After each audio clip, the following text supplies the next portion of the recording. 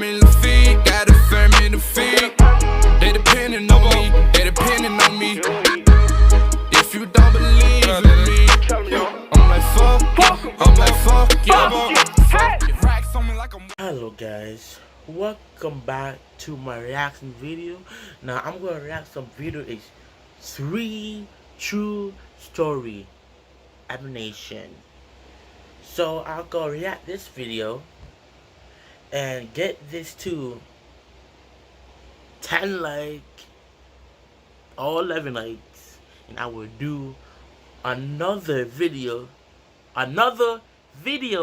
soon.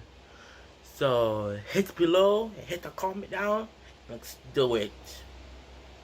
Yeah.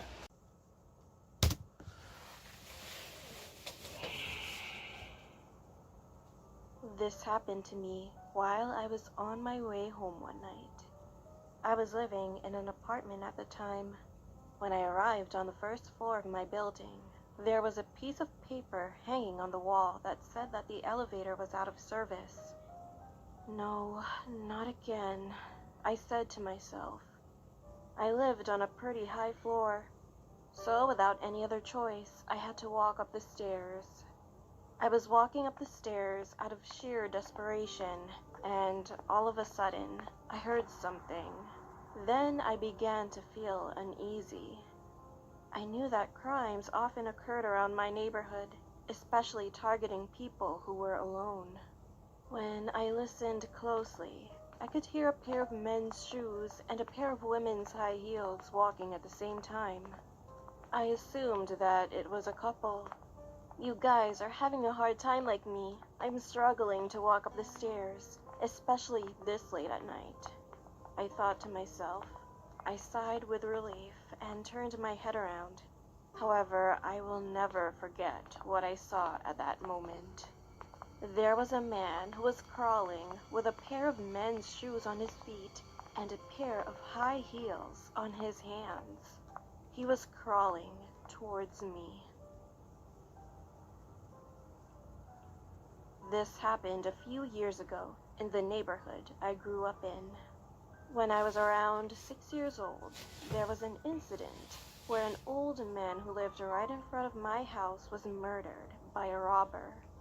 Not only did the robber steal all his money, but he also stabbed him brutally with a knife and then ran away.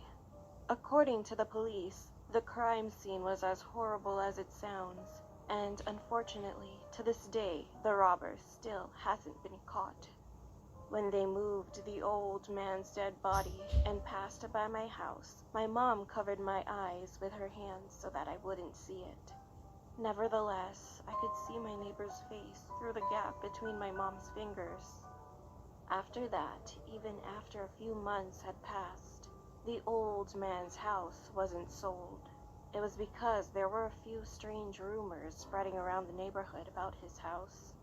Some said that people would always hear the old man's coughing and sobbing coming from inside whenever it rained. 10 years later, all of the people who moved into his house had to leave, and now his house is being used as a warehouse. When I was in high school, I was crazy about a boy band and used to stay up late at night watching their videos. Because of this, I used to fall asleep at around 3 or 4 a.m. The town I lived in was sort of a new city under construction, so it was really quiet and there was no one outside during that time. One night, it was around 3 a.m., I suddenly heard a woman singing outside. It was an old song, and the strange thing was that the woman was singing just one part of the song over and over again. She didn't move on to the next section. She would just start singing, pause for a minute, and then continued singing again. Out of curiosity, I opened the window and was about to sing the next verse of the song to surprise her. However, before that, I sent a text message to my friend. Hey, someone is singing outside and keeps repeating the same part. LOL, should I sing along with her?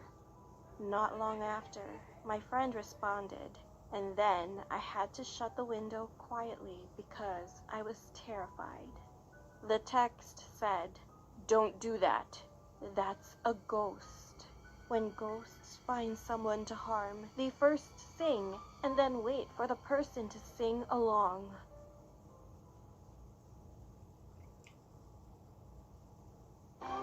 Damn, man. Damn.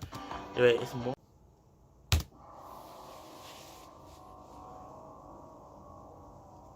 My name is Caitlin. This incident happened when I was 14 years old, and I will never forget this memory. One day, I was at home alone at my house. My mom was still at the office late at night, and my two siblings were at my grandparents' house, which was kind of far away from my home. At first, I was just enjoying my time alone, watching Netflix and doing some fun stuff. However, after a while, I got pretty bored, so I decided to invite some of my friends over. I asked my mom for permission and then called my friends to invite them over. A few moments later, while I was waiting for them, I heard a loud bang upstairs. I was sure that there was no one else upstairs. So I stood up and looked up the stairs with an anxious look on my face. When I was near the stairs, I could see that one of my dolls had fallen. I picked it up, and when I straightened my back, something caught my attention. A little girl was standing upstairs. Well, I could feel that she was staring at me, even though I couldn't see her face clearly due to the darkness. I was terrified, and then someone rang the doorbell. I ran to see who it was, and luckily, my friends had arrived. Thank God, it was a moment of relief that my friends came over at the right time. Soon I got my mind off of the girl I saw. We sat down in the living room and had fun talking with each other. An hour later, one of my friends suggested that we should take some pictures together, so we gathered around one another. We took several selfies while laughing and chatting. Later, as we scrolled through the pictures, we found something. There was a little girl standing behind our couch. What made us even more terrified was the fact that she had no face. I mean, her face was just an empty darkness. No eyes, no nose, and no mouth. Being terrified, I told Cassie to delete that picture right away. However, she said that something was wrong with her cell phone. I snatched the phone out of her hands and tried to delete it. But no matter what we tried, we couldn't delete the picture. Then we heard loud thumps. It sounded like someone's footsteps were coming from upstairs, and our light was flickering on and off at the same time. We thought that we couldn't stay inside anymore, so we rushed outside in a hurry. One of my friends, Christina, suddenly pointed at my bedroom window and said that there was someone in there. I raised my eyes up and followed her finger, and there she was. It was the same faceless girl we had seen in the picture. My friends and I screamed. I called my mom and explained everything. My mom couldn't believe what I told her, so she made me calm down and said that she would be home in 5 minutes. After she arrived home, she searched the entire house, but she couldn't find any trace of the girl. I hoped that it was just our imaginations. However, we soon decided to move out of the house because I kept seeing the girl after that incident. We finally moved, and from then on, my mom never wanted me to be home alone, so I always stayed with my siblings. I still have no clue why the girl haunted me, but I think it was because she wanted us to get out of the house. Well, I'm just glad that I don't see that girl in my new house.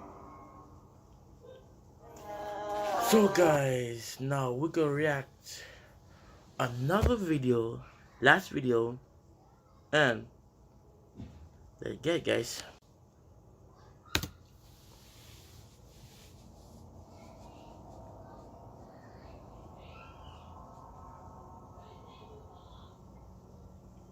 This happened to me when I was working at McDonald's. My boss assigned a schedule amongst our staff. I was unfortunately scheduled for the night shift on Fridays.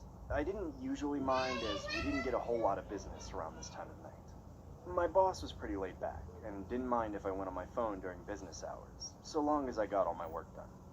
I remember dozing off repeatedly due to the fact that I wasn't fully acclimated with the night shift hours. Psst. That's when I heard someone making a psst sound. The kind of sound you make when you try to draw someone's attention. I notice a customer trying to make an order outside, so I quickly greet them with my usual, "Hi, welcome to McDonald's. May I take your order?" I then heard a man say, "One Whopper, please. Yes, I would like one Whopper, please." I couldn't tell if he was being a smartass or not, so I ended up saying, "This isn't Burger King, sir. We don't serve that here." I heard him chuckling profusely after I said that. I quickly checked the security camera, only to see a clown. The clown was standing in front of the drive-thru menu without a car. It's not Halloween, why the hell is this guy dressed up like that? I really didn't want to serve this guy, so I decided to use our company policy as a plausible excuse for him to exit the premises. "Hi, sir. Unfortunately, you need to be in a vehicle in order to purchase something here." "If you don't have a Whopper, I'll take a Baconator instead." I now could tell this guy was some random psycho harassing me. I instinctively yelled, "Get the hell out of here before I call the cops!" I cautiously stick my head out the window, only to see the clown no longer there. A couple hours later, near the end of my shift, I notify my boss and fellow employees regarding the situation. They all dismiss my accusations by saying ignorant things like, "Did you get his autograph?" Or, "It was probably some guy that thought it was Halloween." I annoyingly pretend to be amused and head home. The following Friday, it was my time to work the night shift again. I really dreaded working this shift, especially after what transpired that day. I tried to convince myself that it would be highly unlikely that I encounter that clown again.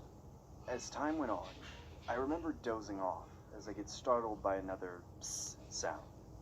I urgently check the security camera, but don't see anyone present. At this point, I genuinely thought I was hearing things due to my subconscious mind thinking about the clown.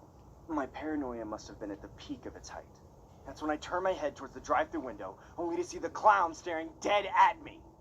"If you don't make me a Big Mac, I will kill you. Trevor." My heart sank to my stomach. The clown knew my name. I immediately grabbed my cell phone to call the cops, but my hands were trembling so much that I actually wasn't capable of dialing anything. The clown started banging his head on the glass while screaming my name, Trevor, repeatedly. "Trevor, Trevor, Trevor, I am not loving it! Trevor, Trevor, Trevor, Trevor, Trevor!" I see blood dripping down from his head. I started shouting from the top of my lungs, "Leave me alone or I will call the cops!" The clown runs away as another car approaches the drive-thru lot. I stupidly resume work and wait for my boss to come in. Upon his arrival, I explain the entire situation to him. He then dismisses me by saying, "Don't sweat it, kid. It was probably some drunk. You can go home now." As he was talking, I noticed a cut on his forehead. I could even see blood start to drip from it. No, it can't be. "Goodbye, Trevor." No.